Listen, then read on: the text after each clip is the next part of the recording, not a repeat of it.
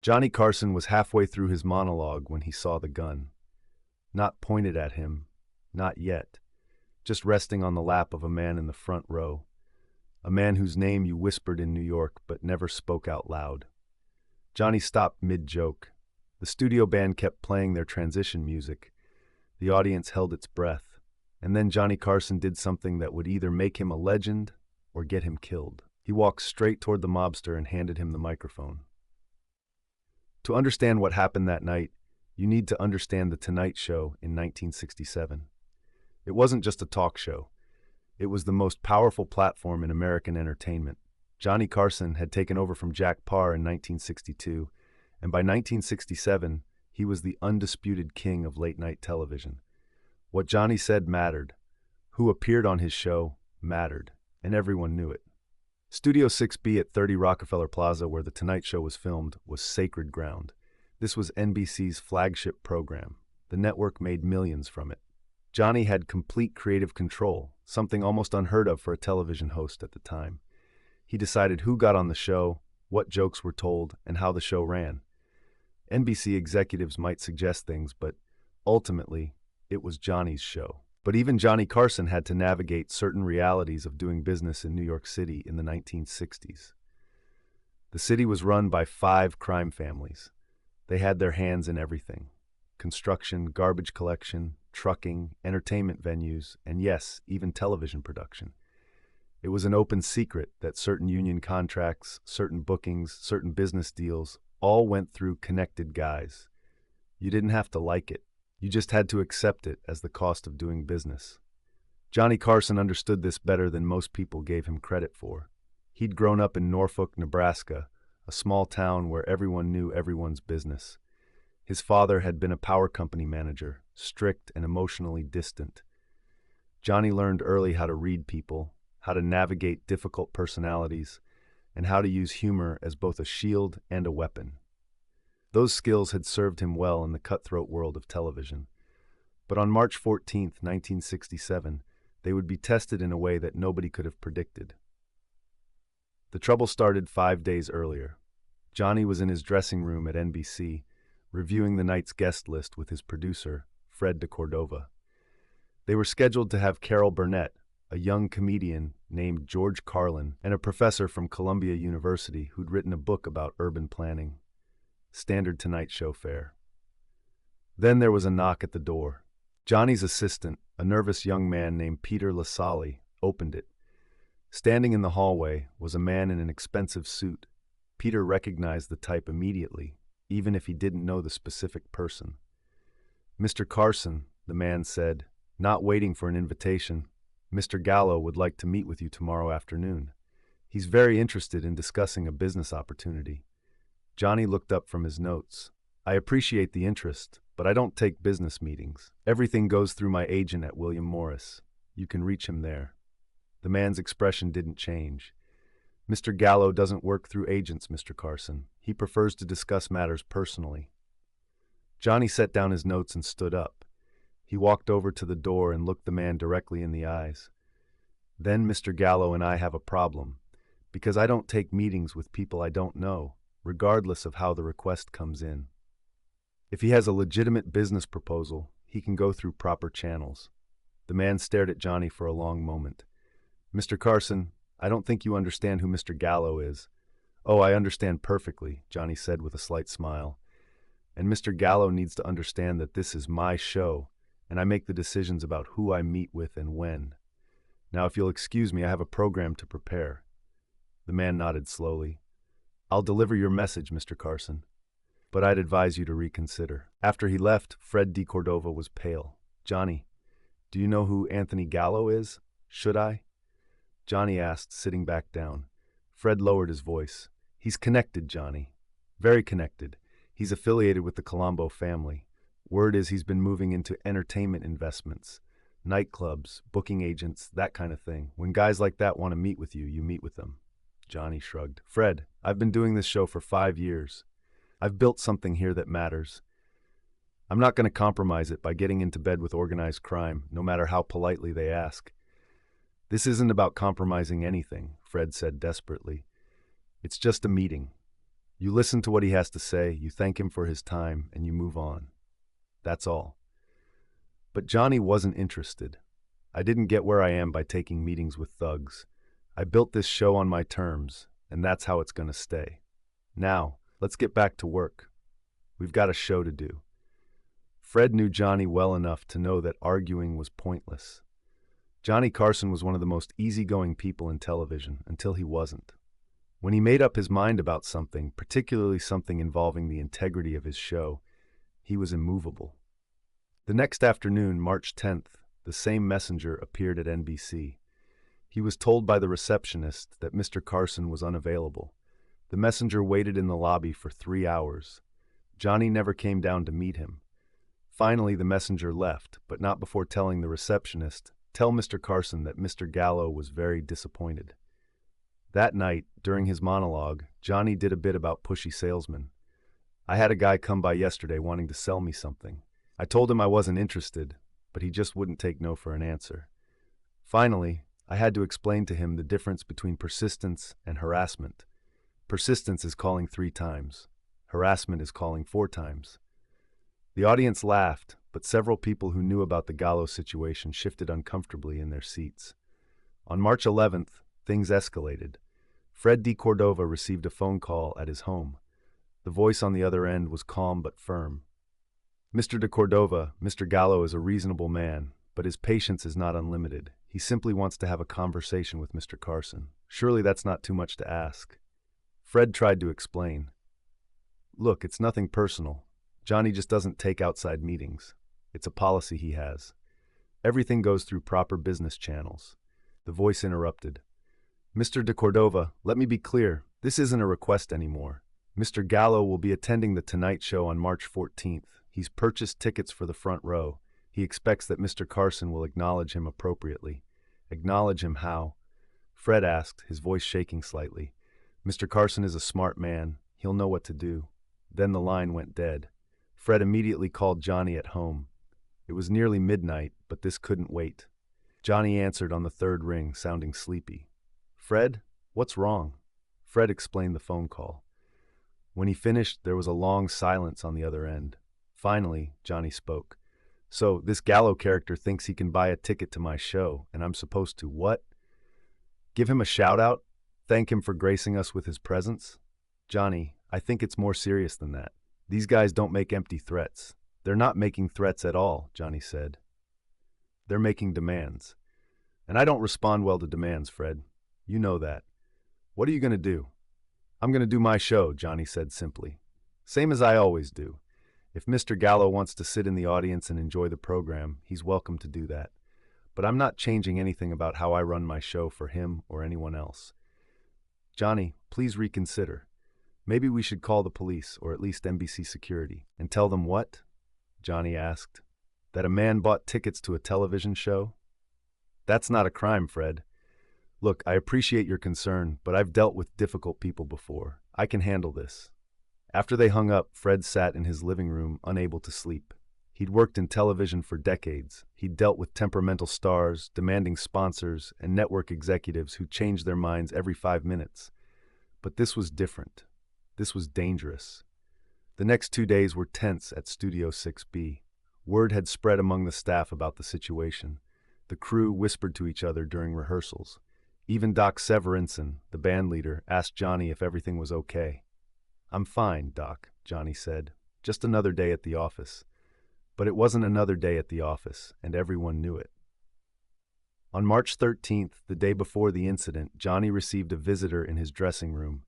It was Ed McMahon, his announcer and on-air sidekick. Ed closed the door behind him and sat down. "Johnny, we need to talk. About tomorrow night. About this Gallo situation." Johnny sighed. "Ed, I appreciate everyone's concern, but I'm handling it." "Are you?" Ed asked. "Because from where I'm sitting, you're playing a very dangerous game with very dangerous people." Johnny put down the script he'd been reading. "Ed, let me ask you something.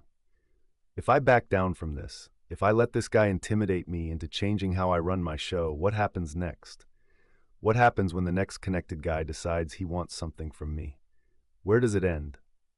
Ed considered this. "Maybe it doesn't end," he said finally. Maybe that's just the reality of working in New York. Maybe sometimes you have to make accommodations. Johnny shook his head. I didn't build The Tonight Show by making accommodations, Ed. I built it by being honest with the audience, by being myself. If I start compromising that, even for supposedly good reasons, the show died, and I'm not going to let that happen, even if it means putting yourself in danger, especially if it means that, Johnny said firmly. Because if I'm not willing to stand up for what I believe in, then what's the point of any of this? Ed looked at his friend and partner for a long moment. Then he nodded. Okay, Johnny, I'm with you. Whatever happens tomorrow night, I'm with you. Thank you, Ed. That means a lot. March 14th, 1967, the day everything came to a head. Johnny arrived at NBC around 3 p.m. for the 5:30 p.m. taping that would air at 11:30 p.m. The atmosphere in the building was electric with tension. Security had been quietly increased, though NBC hadn't made any official statement about why. Staff members moved through the hallways with nervous energy. At 4 p.m., Fred de Cordova came to Johnny's dressing room. He looked like he hadn't slept in days. Johnny, I need to tell you something.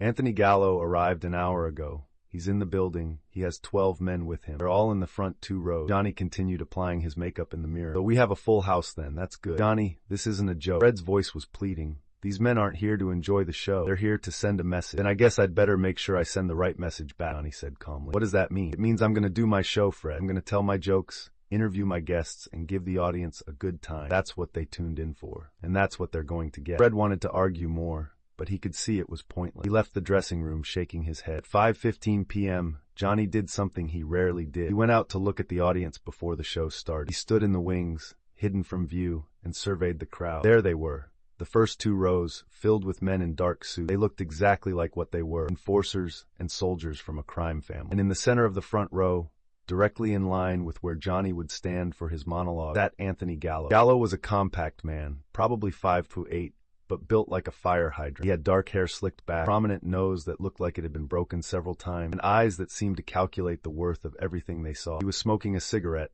despite the no smoking signs in the studio. Nobody had asked him to put it out. Johnny watched him for a moment, then walked back to his dressing room. Ed McMahon was waiting there. How bad is Ed at? It's interesting, Johnny said. That's the word I'd use. Interesting. At 5:30 p.m., the warm-up comedian finished getting the audience ready. The band played the Tonight Show theme. Ed McMahon delivered his famous introduction. From New York, it's The Tonight Show starring Johnny Carson. Johnny walked through the curtain to thunderous applause. He waved to the audience, sat at his desk for a moment, as he always did, then stood up to deliver his monologue. He could see them clearly now. 2 full rows of connected guys, all staring at him with expressions that ranged from bored to hostile. And in the center, Anthony Gallo, still smoking his cigarette, watching Johnny with those calculating eyes. Johnny launched into his monologue. Thank you very much, ladies and gentlemen. Great to be here tonight. I see we have some special guests in the audience this evening. Gentlemen in the front rows, welcome. I hope you're comfortable. I asked for no smoking, but I can see we're flexible on the rules tonight. A nervous laugh rippled through the audience. The men in the front rows didn't react. Anthony Gallo took a long drag on his cigarette and blew the smoke toward the stage. Johnny continued with his prepared joke. He did bits about President Johnson, about the space program, about Hollywood celebrity. He was in complete control, his timing perfect, his delivery smooth, but his eyes kept drifting back to the front row, to Anthony Gallo. About 15 minutes into the monologue, Johnny was in the middle of a joke about the mayor of New York when he saw movement in the front row. Anthony Gallo was reaching into his jacket. Johnny's voice caught for just a fraction of a second. The band, always watching him, tense. Doc Severinson's hand hovered over his trumpet, ready to cover with music if needed. But Gallo wasn't pulling out a gun. He was pulling out a folded piece of paper. He unfolded it slowly, deliberately, never taking his eyes off Johnny. Then he held it up so Johnny could see it. The paper had 2 words written in large black letters. Call me. Johnny stopped talking. The audience noticed the sudden silence and followed his gaze to the front row. They saw Anthony Gallo holding up the sign. A murmur went through the crowd.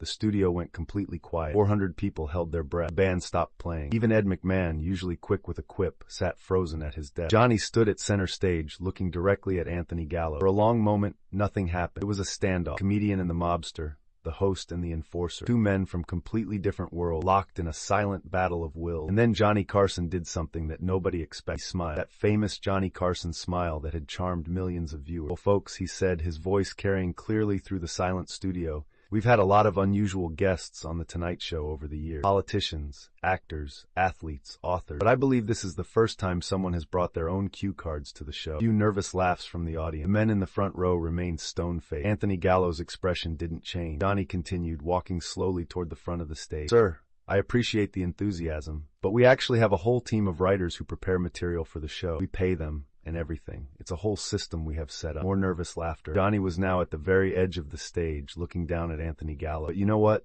I'm all about giving opportunities to new talent. So if you have something you'd like to share with America, by all means, the stage is yours. Johnny knelt down at the edge of the stage. He extended his microphone toward Anthony Gallo. The gesture was identical to what Dean Martin had done 2 years earlier in Las Vegas, though Johnny didn't know that story. He'd simply followed his instinct. "Come on up," Johnny said. "Say what you came here to say. I'll even let you use my microphone. It's a nice microphone." NBC spares no expense. The studio was completely silent. You could have heard a pin drop. 400 people, 50 crew members, 7 cameras, and 1 very nervous network executive watching from the control room, all waiting to see what would happen next. Anthony Gallo stared at Johnny for what felt like an eternity. His face was expressionless, but everyone who knew him knew that this was the dangerous moment. This was when Anthony Gallo decided whether you lived or died. Silence stretched on. 10 seconds, 20 seconds, 30 seconds, felt like hours. And then Anthony Gallo did something unexpected. He started to laugh. It wasn't a warm laugh. It wasn't a friendly laugh, but it was a laugh. He looked at Johnny Carson, kneeling there with the microphone extended, fearless and slightly amused, and he laughed. "You got balls, Carson," Gallo said, his voice carrying through the silent studio. "I'll give you that." Johnny stayed in his position, microphone extended. "Is that a yes on coming up here? Because I should warn you, Doc and the band are pretty particular about people knowing the melody." Gallo shook his head, still with that cold smile. "Nah, you keep doing your thing, Carson. You're good at it. You sure?" Johnny asked. "Because Ed over there does a great backup if you need harmony." Ed McMahon, catching on, gave a hearty laugh. "That's right, Johnny." Gallo crushed out his cigarette on the floor. "I'm sure. You do your show. It's a good show." "Well, thank you," Johnny said, standing back up. "I appreciate the kind word. I appreciate you bringing your friend. It's always nice to have a supportive audience. Though next time, maybe call ahead. We could have saved you better seats." The audience, sensing that the tension had broken, erupted in laughter and applause. Johnny walked back to center stage and the show continued. For the next hour, Johnny interviewed Carol Burnett, who was promoting her new variety show. They did comedy sketches. George Carlin performed a stand-up routine about language and society that was brilliant and edgy. Columbia professor talked about urban planning and accidentally made it interesting through Johnny's skillful questioning. Through it all, Anthony Gallo and his men sat in the front row. They didn't laugh much, they didn't applaud much, but they stayed. And when the show ended, they stood and applauded along with everyone else. After the taping, Johnny was in his dressing room removing his makeup when there was a knock at the door. Peter Lasley opened it, then immediately went pale. "Mr. Carson, Anthony Gallo is here to see you." "It's fine, Peter," Johnny said. "Let him in." Anthony Gallo walked in alone. He'd left his men outside. He closed the door behind him. "You want a drink?" Johnny asked. "I've got bourbon." "Yeah," Gallo said. "Bourbon's good." Johnny poured 2 glasses and handed one to the mob. They stood there for a moment, not saying anything. Finally, Gallo spoke. "You know why I wanted to meet with you? Something about a business opportunity I heard." Gallo nodded. "My nephew. He's a comedian. Not a great comedian, but not terrible either. He's been trying to get on your show for 2 years. His agent sends tapes, makes calls, nothing. I thought maybe I could help him out. By threatening me? By requesting a meeting?" "Oh, corrected. I don't threaten people in your position, Mr. Carson. I simply explain situations." Johnny took a sip of his bourbon. "So you bought out 2 rows of my show. You had your guy call my producer. You showed up with a sign during my monologue. All because you want your nephew on television?" Gallo smiled slightly. "When you put it that way, it sounds excessive." "It is excessive," Johnny said firmly. "Look, Mr. Gallo, I'm sure your nephew is talented, but I can't book people on my show because someone connected asks me to. If I did that once, I'd have to do it every time. And then I wouldn't have a show anymore. I'd just have a platform for whoever had the most leverage." Gallo studied Johnny for a long moment. "You're not scared of me, are you?" "Should I be? Most people are." "I'm not most people," Johnny said. "I'm a comedian from Nebraska who got lucky enough to host a talk show. I don't have bodyguards. I don't have enforcers. All I have is my integrity and my audience. If I lose those, I lose everything. So no, I'm not scared of you, but I am respectful of you." "Respectful how?" "I respect that you're a man who takes care of his family," Johnny said. "I respect that you came here tonight to try to help your nephew. I even respect the way you handled what happened out there. You could have escalated things. You didn't." Gallo finished his bourbon and set the glass down. "What happened out there, Carson? What you did, that took guts or stupidity," Johnny said with a slight smile. "Maybe both," Gallo agreed. He extended his hand. "We're good, Carson. You and me. You didn't do nothing wrong. I respect a guy who stands his ground." Johnny shook his hand. "I appreciate that, Anthony. But your nephew, the comedian," Johnny continued. "Have his agent send me a tape. If he's funny, I'll book him. Not because you asked, but because he deserves it." "Fair enough." Gallo looked surprised. "You do that? He's good? Absolutely. I'm always looking for new talent. Just tell him it has to be on merit, not on connection." Gallo nodded slowly. "That's fair. That's more than fair." He headed for the door, then stopped and turned back. "Carson, one more thing." "Yeah?" "That thing you did tonight, walking up to me with the microphone, don't do that again with anyone else. You got lucky tonight. Some guys wouldn't have found it funny." "Noted," Johnny said. "Though to be honest, I wasn't sure you'd find it funny either." "I almost didn't," Gallo admitted. "But then I thought, this guy either has the biggest balls in New York, or he's completely crazy. Either way, he's worth respecting." "Which one did you decide I was?" Gallo smiled. "I'm still not sure. Maybe both." And just like that, it was over. Anthony Gallo left, and Johnny Carson had survived what could have been the most dangerous night of his television career. But the story didn't end there. What happened that night at Studio 6B spread through New York City like wildfire. By the next morning, everyone in the entertainment business knew about. Johnny Carson had stood up to Anthony Gallo, and not only had he survived, he'd earned the mobster's respect. The incident changed something fundamental about how the mob viewed television personality. Before that night, TV hosts were considered just entertainers, people who could be pushed around if necessary. But Johnny had shown that a host with enough courage and integrity could command respect even from the most dangerous men in the city. Ed McMahon later said that night was when he truly understood who Johnny Carson was. Everyone saw the guy on TV, Ed said in an interview years later. Smooth comedian, quick wit, easy charm. But that night, we saw something else. We saw steel. Johnny Carson had a core of absolute steel. The story grew into legend over the years. Different people told different versions. Some said Gallo had actually pulled a gun. Others said Johnny had invited Gallo to sit at his desk during the interview segment. None of those versions were true, but they spoke to how the incident had captured people's imagination. The truth was simpler, but in some ways more impressive. Johnny Carson had faced down a mobster with nothing but his wit and his courage. He'd refused to be intimidated, and in doing so, he'd secured his place as one of the true legends of television. Anthony Gallo's nephew did send a tape to The Tonight Show. His name was Vincent Gallo, and he performed on the show 6 months later in September 1967. He did a 7-minute set about growing up in Brooklyn. It was good, not great, but solid enough that Johnny had him back 2 more times over the next year. Vincent eventually became a moderately successful comedian, working clubs around New York and occasionally appearing on television. He never became a star, but he made a decent living, and he always credited Johnny Carson with giving him his break, not because of family connection, but because Johnny had evaluated him fairly. Anthony Gallo himself never bothered Johnny again. They would occasionally see each other at restaurants or events and would nod in acknowledgement. Gallo came to see The Tonight Show live several more times over the years, always sitting in the audience without incident, always applauding enthusiastically. In 1972, Anthony Gallo was indicted on racketeering charges as part of a larger federal investigation into organized crime in New York. He served 5 years in prison. When he was released in 1977, he largely retired from active involvement in crime family operations. He died of natural causes in 1989 at the age of 63. When Johnny heard the news of Gallo's death, he was asked by a reporter if he had any comment. He simply said, "Anthony Gallo was a complicated man who came from a complicated world. I only knew him briefly, but in that brief time, he showed me a kind of respect that I won't forget." Years later, when Johnny was asked about that night in March 1967, he always downplayed it. "People make too much of it," he'd say. "I just didn't want some guy disrupting my monologue, so I addressed it. That's all." But those who were there that night knew better. They'd seen something rare, a moment when courage and composure in the face of genuine danger turned a potentially deadly situation into something else entirely. A moment of mutual respect between two men from completely different worlds. Johnny Carson built his entire career on appearing calm and unflappable. But that night at Studio 6B, it wasn't an act. He really was that calm. He really was that unflappable. And he really was that brave. The microphone he offered to Anthony Gallo that night became a symbol of something larger. It was Johnny's way of saying, "You want to be in charge? Fine, take over. But until you do, I'm running this show." And Anthony Gallo, one of the most dangerous men in New York, had recognized that courage and respected it. That's the real story of the night. A mob boss threatened Johnny Carson on live television. No gunfight, no dramatic escape, just one man refusing to be intimidated and another man respecting him for it. In the end, that's what made Johnny Carson a legend. Not just his talent, not just his wit, but his absolute refusal to bow to anyone, no matter how powerful or dangerous they were. Johnny Carson was the king of late-night television, and on March 14, 1967, he proved exactly why he deserved that crown. He showed that true power doesn't come from weapons or threats or connection. True power comes from knowing who you are and refusing to compromise that for anyone. The show went on that night, and it continued to go on for another 25 years. Johnny Carson hosted The Tonight Show until 1992, building it into the most successful program in television history. He interviewed presidents and movie stars, comedians and authors, musicians and activists. He launched careers and ended careers. He made people laugh and sometimes made them think. But of all the shows he did, of all the guests he interviewed, of all the monologues he delivered, the one that people in the industry never forgot